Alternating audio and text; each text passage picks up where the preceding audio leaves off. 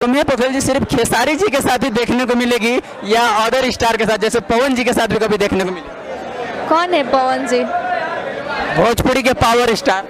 हम नहीं जानते। क्या तुम पवन सिंह के नहीं जानती हो?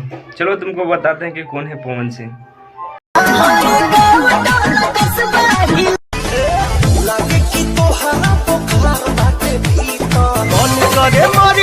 खाई के जहरिया तू जान काला कबूल जमी जा बतिया टाल के खेती लगा का तू में दिल भर के तोहर लाल घाघरा कैले बा कमाल तोहर लाल घाघरा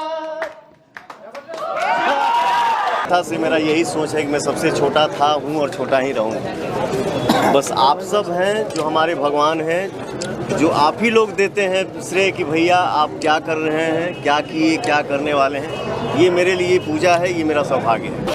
तो ये कौन थे भोसड़ी वाली? तेरा बाप थे ना?